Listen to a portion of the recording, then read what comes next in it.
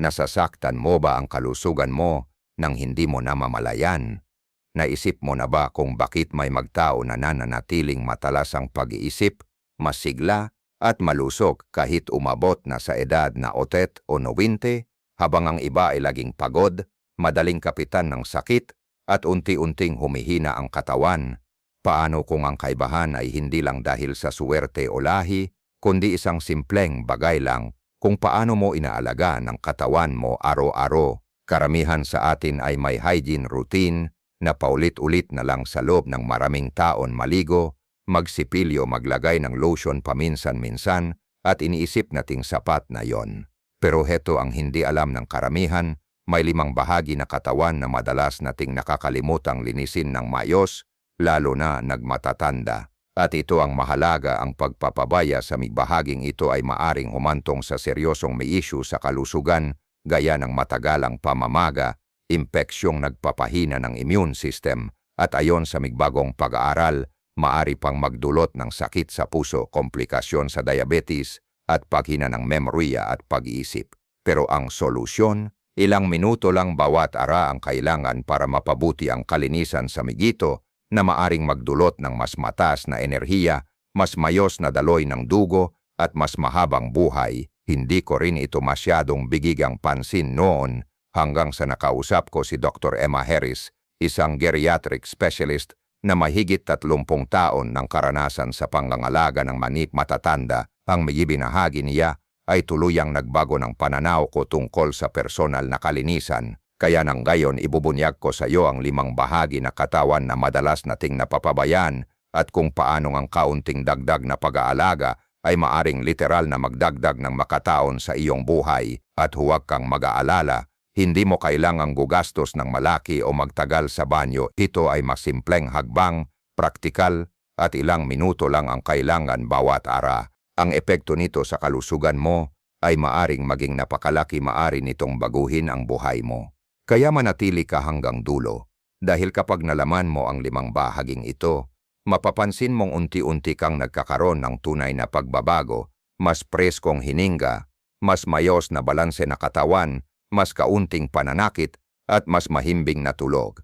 Pero bago tayo magsimula, gawin mo muna akong isang mabilis na pabor.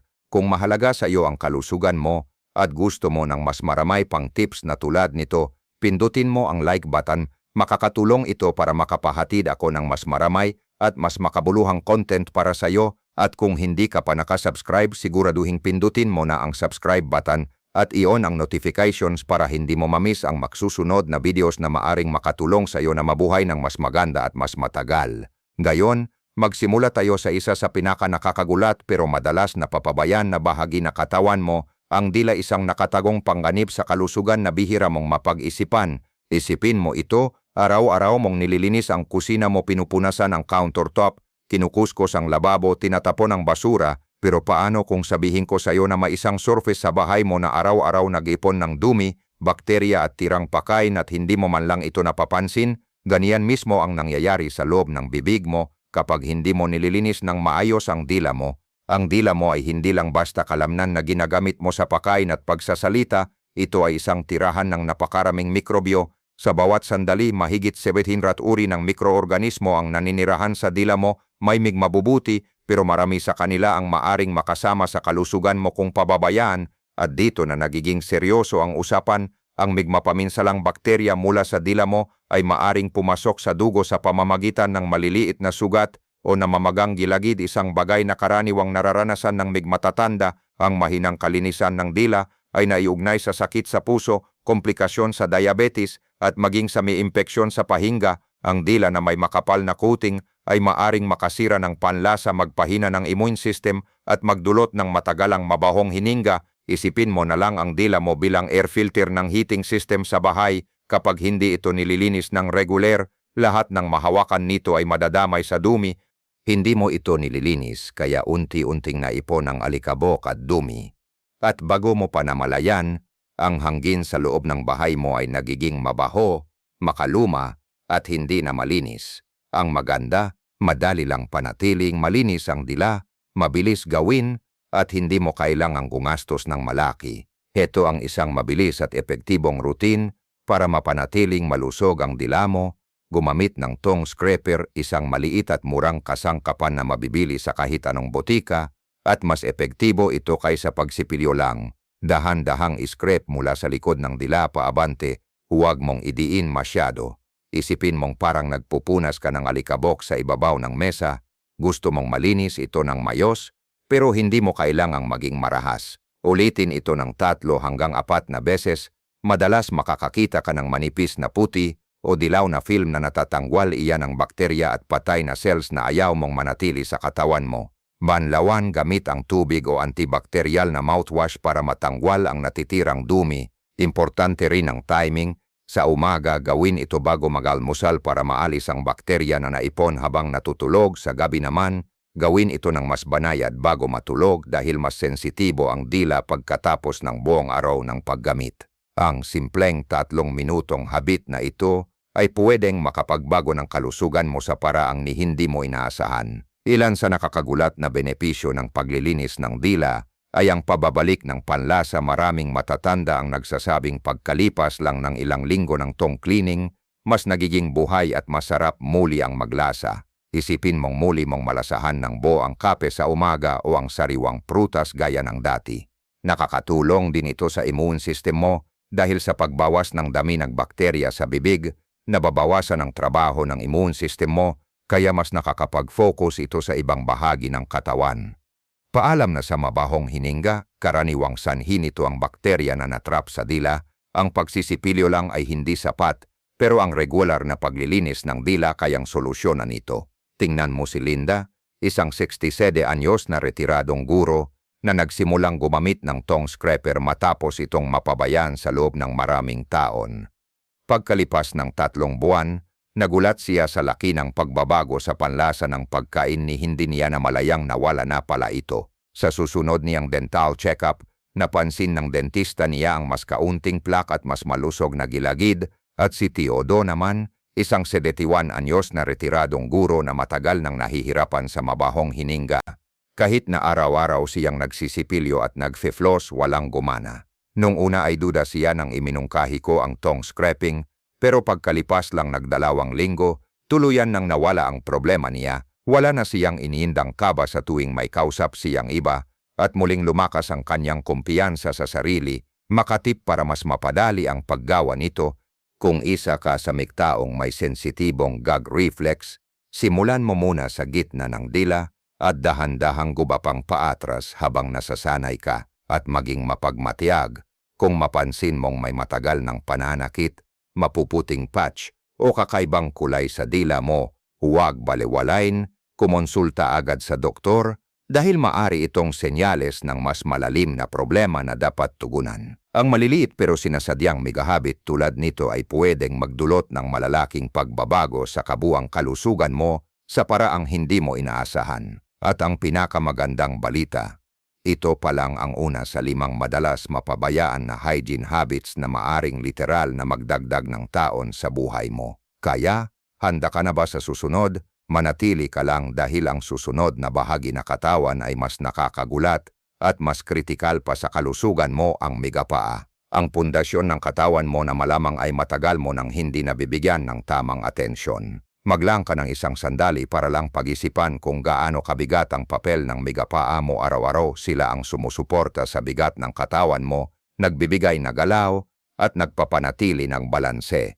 Pero para sa karamihan, ang pag-aalaga sa paa ay parang panghuling bahagi ng routine, isang mabilisang banlaw sa shower o kaunting lotion kapag naalala. Pero ito ang hindi alam ng marami. Ang pagpapabaya sa kalinisan at pangangalaga ng paa ay maaring magdulot ng impeksyon, pagkasira ng nerves, at maging malalang kondisyon gaya ng komplikasyon sa diabetes. Ang hindi maayos na foot care ay nakaapekto sa sirkulasyon, balanse, at paggalaw mo, kaya lumalaki ang tsansa mong matumba, mamaga o makaranas ng paulit-ulit na pananakit.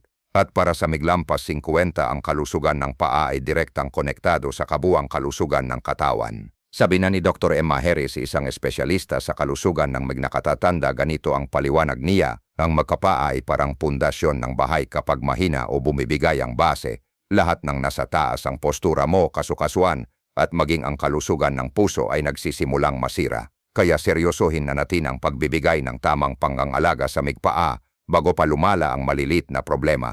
Bakit na ba mas nagiging kritikal ang pag-aalaga sa paa habang tumatanda tayo? Dahil komplikado ang paa. Bawat isa ay may 26 na buto, 30 na kasukasuan at higit sa 20 kalamnan, litid at ligaments. Iyan ay halos isang kapat ng lahat ng buto sa buong katawan mo. Pero habang tayo tumatanda, natural na bumabagal ang sirkulasyon ng dugo, kaya ang makapaa ang unang bahagi ng katawan na nagpapakita ng senyales ng problema. Ang pamamaga o palagi ang panlalamig ng magdaliri sa paa ay maaring palatandaan ng mahinang sirkulasyon o problema sa puso. Ang pamumula, pamumutla o pagbabagong anyo ng balat ay maaari ring magabala ng mas malalim na isyu. Maaring ito ay makabala ng komplikasyon sa diabetes o senyales ng nerve damage. Ang pananakit o parang nasusunog na pakiramdam sa paa ay maaring palatandaan ng neuropathy, isang kondisyon na nakaapekto sa balanse at paggalaw. At kung ikaw ay may diabetes, ang pag-aalaga sa paa ay hindi lang tungkol sa kaginhawan, ito ay usapin ng pag-iwas sa impeksyon, sugat at maging amputasyon. Kaya ano ang solusyon? Ang tamang paraan ng pang-ara-ara na pangangalaga sa paa. Karamihan sa may tao ay inaakalang sapat na ang pagtayo sa ilalim ng shower para linisin ang paa, pero hindi ito tutu. Kailangan intensyonal na foot hygiene. Hugasan ang iyong makapaara-ara ng maigi. Gumamit ng malambot na bimpo at banayad na sabon upang dahan-dahang linisin ang itaas, talampakan at gilid ng makaa. Bigyan ng partikular na pansin ang pagitan ng magdaliri sa paa. Dito mahilig manirahan ang bakterya at fungi. Isipin mo itong parang paglilinis ng window blinds. Kapag hindi mo pinupunasan ang pagitan ng bawat slot, naipon ang alikabok at dumi. Ganon din ang magdaliri sa paa mo. Gumamit ng maligamgam, hindi mainit na tubig dahil ang mainit na tubig ay maaring magpatuyo ng balat na nagdudulot ng pagbitak at pagiging mas madaling kapitan ng impeksyon. Huwag magmadali, umupo ng komportable, maaring gumamit ng shower chair, gilid ng bathtub o maliit na bangkito para mas madali. At kapag malinis na ang magapaa mo, huwag tubigil doon dahil ang susunod mong gagawin ay kasing halaga ng paghuhugas mismo. Ang pagpapatuyo ng magapaa, isang hagbang na madalas baliwalain pero hindi dapat. Kapag malinis na ang paa mo, baka akala mo ay tapos ka na, pero kalahati pa lang yan ng laban. Isipin mo ito, kakatapos mo lang hugasan ang isang tambak na pinggan. Itatago mo ba ito ng basa pa kung saan mananatili ang kahalumigmigan sa madidilim na sulok? Siyempre hindi. Ang natrap na tubig ay magiging pugad ng amag at bakterya. Ganon din ang magapaa mo kung iwan mong basa ang maito, lalo ng pagitan ng magadaliri, para kang nagaanyaya ng problema. Tanungin mo si Thomas, isang 73 anyos na retirado na natutunan ang aral na ito sa mahirap na paraan. Sa loob ng maraming taon, akala niya sapat ng banlawan lang no tubig ang kanyang magapaa habang naliligo, hanggang napansin niya ang kakaibang pagkupas ng kulay sa pagitan ng kanyang magadaliri. Hindi ito nawawala. Nang kumonsulta siya sa doktor, hindi niya inasahan ang resulta. Fungal infection pala. Tulad ng maraming nakatatanda, ang magapaa ni Thomas ay nakakulong sa medyas at sapatos halos buong araw, isang mainit at mamasa-masang kapaligiran na perpekto para sa bakterya at fungi. Binalaan siya ng kanyang doktor kung hindi niya tutuyuin ng mayos ang kanyang magapa, lalo na ang pagitan ng magadaliri, maaring kumalat ang impeksyon at humantong sa masakit na bitak o sugat. Pero heto ang magandang balita, nang seryosohin ni Thomas ang paghuhugas at maingat na pagpapatuyo ng kanyang makaa gabi-gabi, hindi lang basta nawala ang impeksyon niya sa loob ng ilang linggo. Mas nakakagulat pa, bumuti ang balanse niya. Nawala ang matagal ng pananakit tuwing naglalakad at naging mas matatag, malakas at malusog ang kanyang makaa na nagbigay sa kanya ng panibagong pakiramdam ng kalayan. Pero karamihan ng tao, mali ang paraan ng pagpapatuyo ng paa. Ang tamang paraan, gumamit ng malambot at malinis na tuwalya, pagkatapos hugasan, gumamit ng hiwalay na tuwalyang talagang para sa paa at patuyuin ang bawat bahagi, itaas, ilalim, at lalo na ang pagitan ng magdaliri. Maging masinop, bahagyang itaas ang bawat daliri at dahan-dahang tapikin, huwakuskusin ng marahas. Ang layunin ay kalngal ang lahat ng kahalumigmigan, hindi sugatan ang balat. Huwa kailanman hayaang mamasa ang magpaa. Ang kahalumigmigan sa pagitan ng magdaliri ay perpektong kapaligiran para sa fungal infections tulad ng athlete's foot, at kapag tuyo na ng husto ang magpaa mo, hindi pa tapos ang proseso. Ang huling hakbang, maglagay ng moisturizer, ngunit gawin ito ng tama. Habang tupatanda tayo, mas mabilis matuyo ang balat sa paa, kaya nakakaroon ng bitak, pagbabalat at pananakit, lalo na sa malamig o tuyo ang klima. Maglagay na kaunting lotion sa itaas at ilalim ng paa at imasahe ito upang panatilihing malambot ang balat at maiwasan ang masakit na pagkapunit. Ngunit huwag kailanman maglalagay ng lotion sa pagitan ng magdaliri. Bakit? Dahil ang kahalumigmigan sa masisikop na espasyong ito ay maaring sirain ng lahat ng effort mo at muling magudyok ng fungal growth. Isipin mo ito bilang isang balanse, hydration kung saan kailangan at pagpapanatili ng tuyo kung kinakailangan. Ang magpaa mo ay parang maagang babala para sa iyong kalusugan. Bukod sa pahuhugas at pagpapatuyo, may isa pang kritikal na habit, ang araw-araw na pagsusuri sa paa. Katulad ng mag-iilaw sa dashboard ng kotse, kayang magbigay ng senyales ng mas malalaking problema sa kalusugan ang magpaa mo. Maglaan ng sandali bawat araw upang tingnan kung may bagong pamumula-pamumutla, pagbabago sa kulay ng balat o itim na batik, matagalang pananakit na hindi karaniwan, maliliit na sugat, bitak o galos na hindi agad nakihilom, pamamaga, panlalamig ng daliri o pamamanhid. Ang ito ay maaring magbabala ng seryosong kondisyon tulad ng mahinang sirkulasyon, impeksyon o komplikasyon sa diabetes. Huwag itong ipagwalang bahala. Kung may nakikita o nararamdaman kang kakaiba, agad kumonsulta sa doktor.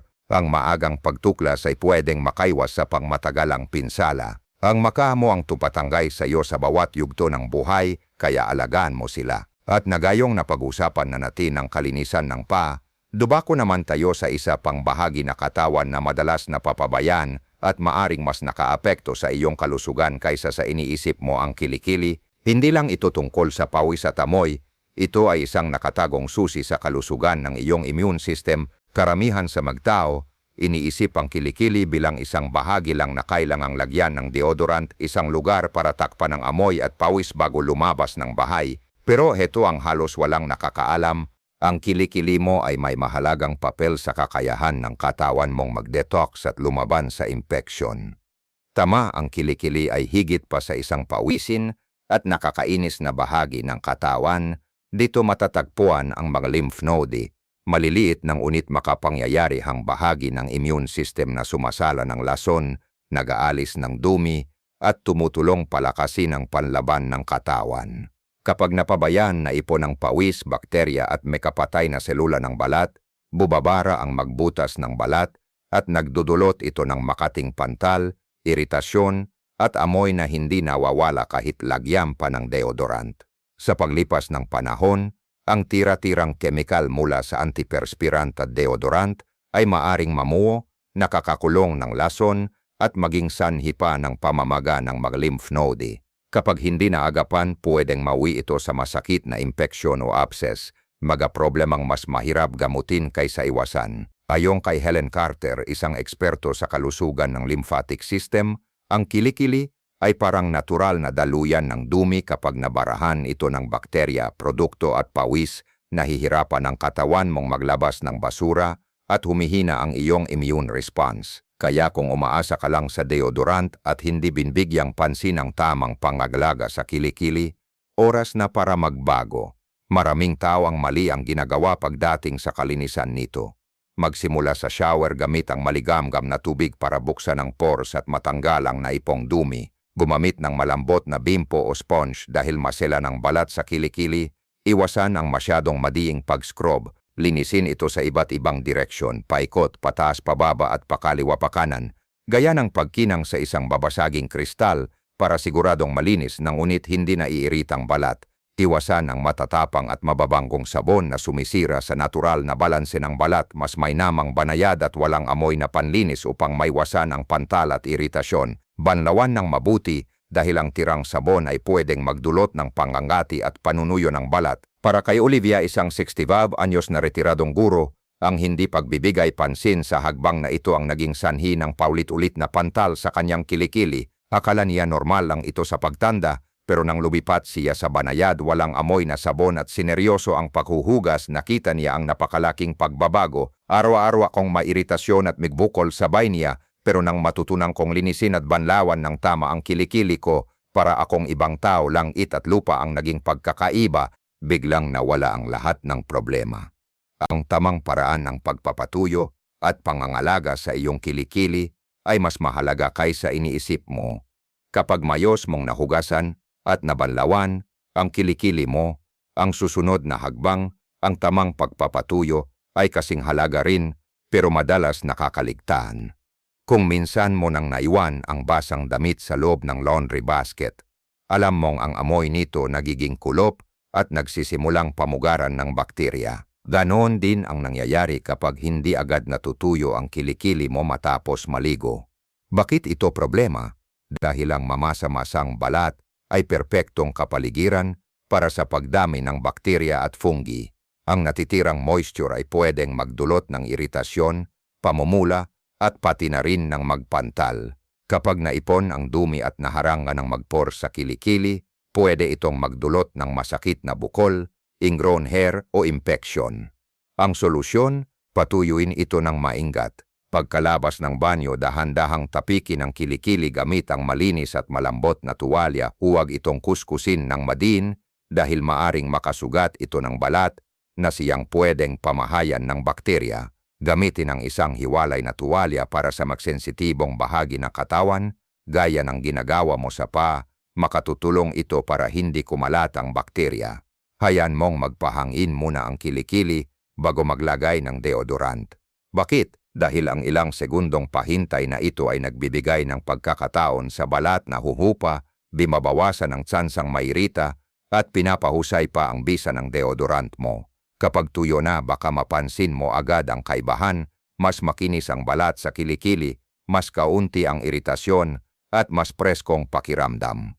Bakit may epekto ang hygiene ng kilikili sa kabuuang kalusugan mo? Ito ang isang kahanga-hanggang katotohanan. May mahigit 20 lymph nodes sa ilalim ng kilikili mo na tahimik na nagtatrabaho para salayin ang maglason at suportahan ang immune system mo. Ibig sabihin, ang pangangalaga sa kilikili ay hindi lang tungkol sa pagiging mabango, ito isang malit na ngunit makapangyayarihang paraan para palakasin ang pananggalang ng iyong katawan. Subukan mo lang ang rutang ito sa loob ng 1 linggo at baka mabigla ka sa resulta. Mas makinis na kilikili na walang baradong pores o magaspang na texture, mas kaunting iritasyon at pamumula dahil hindi na makakapagtagal ang bakterya at pawis, at malinaw na pagbabawas ng body odor dahil kapag tinanggal mo ang bakterya na sanhi nito, wala nang matitirang dahilan para magamoy. Si Olivia, ang 65 anyos na retiradong guro, ay namangha sa laki ng pagbabago na naidulot ng tamang panggangalaga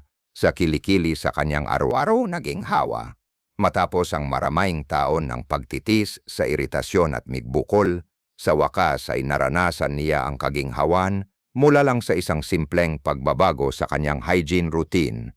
At heto pa ang mas nakakagulat, may miktaong nagsasabing nararamdaman nila ang pangkalahatang pagbuti ng kanilang kalusugan mula sa simpleng pagbibigay pansin sa kilikili. Bakit? Dahil ang lymphatic system mo, ang natural na detox network na katawan, ay umaasa sa malinis at malayang daluyan upang gumana ng epektibo.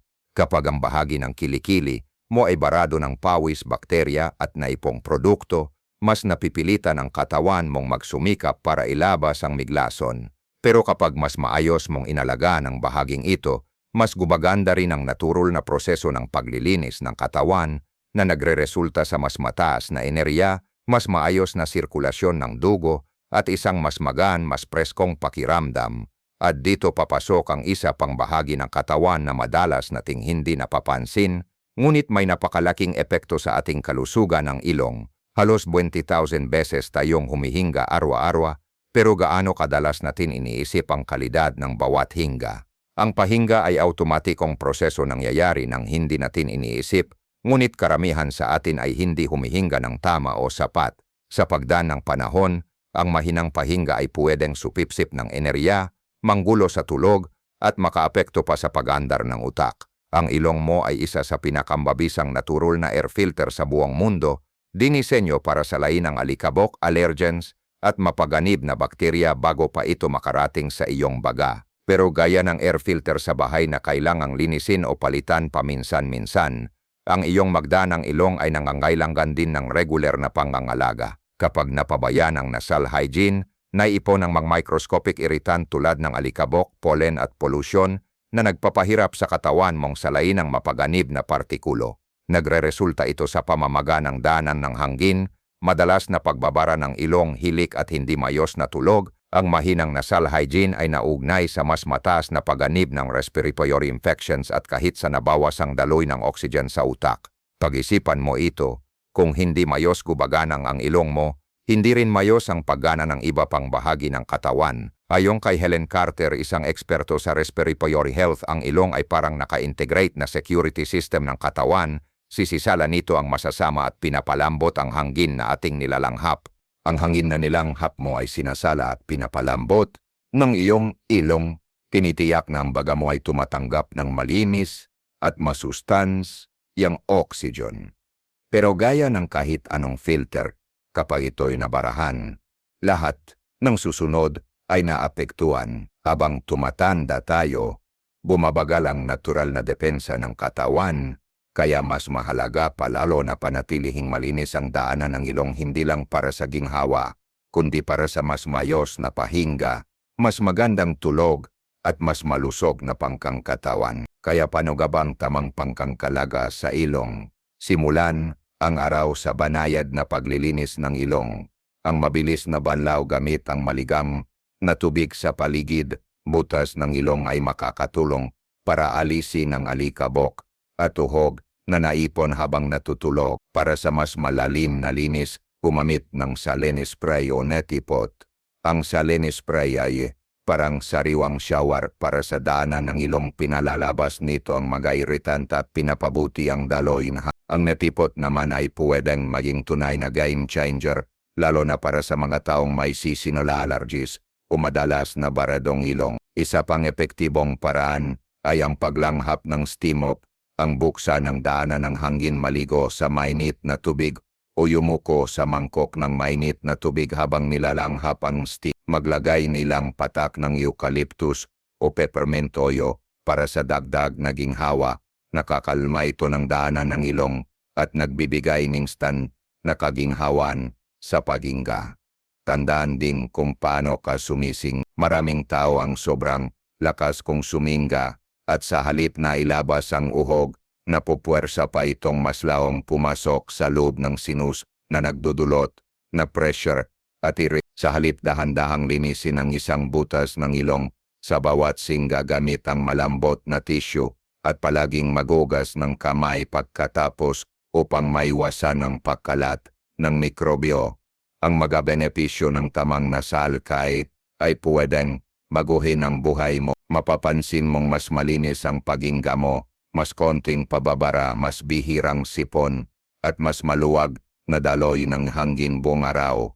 Malamang ay mas malalim na ang tulog mo, mas bihira ang paggising na barado ang ilong, at mas konti ang abala ng pahili. Ang mas mataas na intake na oxygen ay pwedeng magpabawas ng brain fog at magdagdag ng enerhiya, habang ang regular na nasal kahit ay nakakatulong upang mabawasan ang mga allergy flare-up sa pamamagitan ng pagtak ng mga irritant bago pa ito magdulot na problema. Tanungin mo na lang si James, isang 69 ayos na retiradong construction worker na dekada nang nagdurusa sa paulit-ulit na baradong ilong. Akala ko noon normal lang na barado ang ilong habang tumatanda, sabi niya, pero nang minsan sinimulan kong gumamit ng saline spray at lumanghap ng steam tuwing umaga, parang may pinindot na switch. Sa wakas nakakahinga na ulit ako ng mayos. At andiyan din si Bella, isang 76 anyos na mahilig sa paghahalaman na palaging nagigising na barado ang ilong at mabigat ang parang laying puno ng bulak ang ulo ko tuwing umaga. Kwento niya, para nang may sama ko ang nasal career sa aking routine, nagsimula akong gumising na presko at magaan. Hindi ko akalaing ganito pala kalaki ang epekto ng paghinga sa enerhiya ko. Huminga ng mas magaan, isang simpleng habit na kayang baguhin ang tulog mo at antas ng enerhiya. Kung naranasan mo ng balisa sa pagtulog, palulit-ulit ang pag-ikot sa kama at nagigising na barado ang ilong at hirap huminga, hindi ka nag-iyas. Marami ang iniasa ito sa allergy, katandaan o malas lang. Pero ang totoo, maring ganap itong maiwasan. Tanungin mo si James, isang 69 anyos na retiradong construction worker na dekada nang nalanghap ang alikabok at dumi sa mga job site. Matagal niyang inakalang normal ng ambaradong ilong sa kanyang edad. Akala ko parte lang yon ng pagtanda, aminado niya.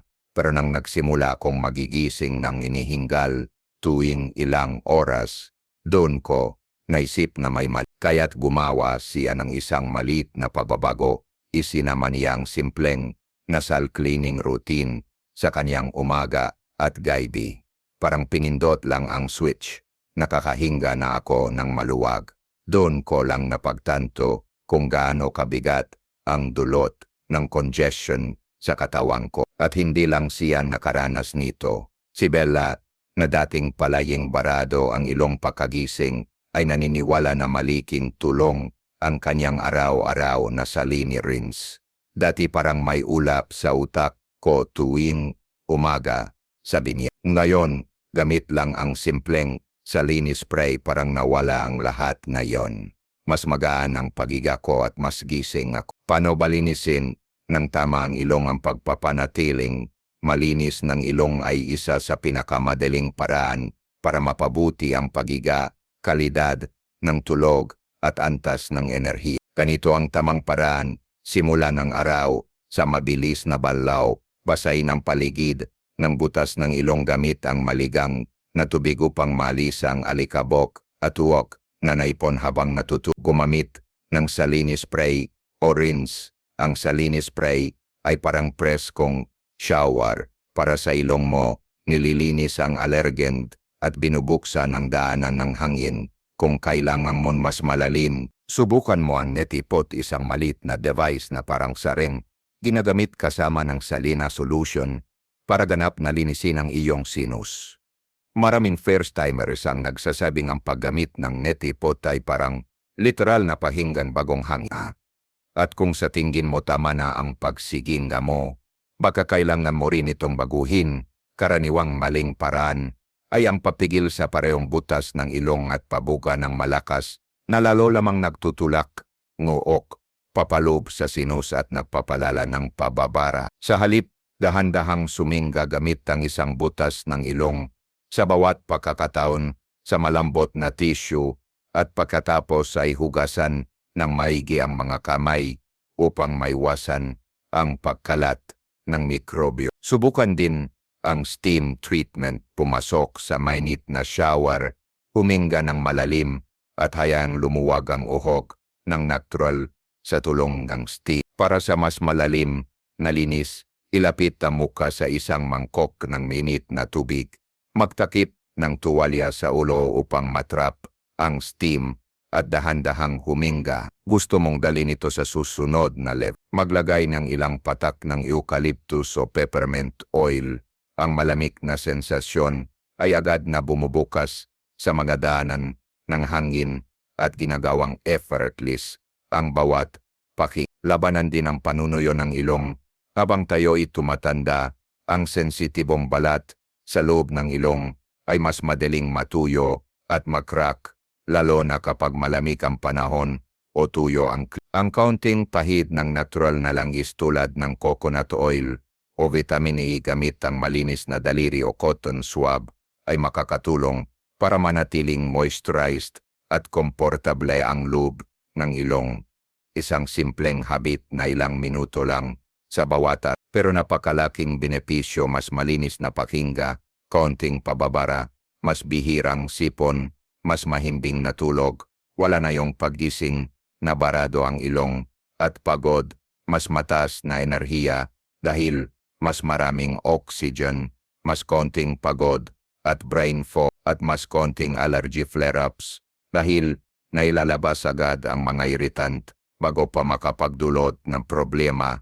Isang malit na pababago na may napakaliking epekto. Nakakagulat kung paano ang simpleng paglilinis ng pusod ay maaring magdulot ng pakaliking epekto sa iyong kalinisan at ginhawa. Pero may lohika ito ang katawan natin ay isang masalimot at magkakaugnay na sistema at kahit ang malilit at madalas na hindi pinapansing bahagi ay pwedeng makaroon ng domino effect sa ating kabuang kalusugan. Si Jane, isang 70 anyos na retiradong guro, ay hindi kailanman nagbigay pansin sa kanyang pusod, pero palagi niyang napapansin ang isang bahagyang amoy na hindi niya maipaliwanag.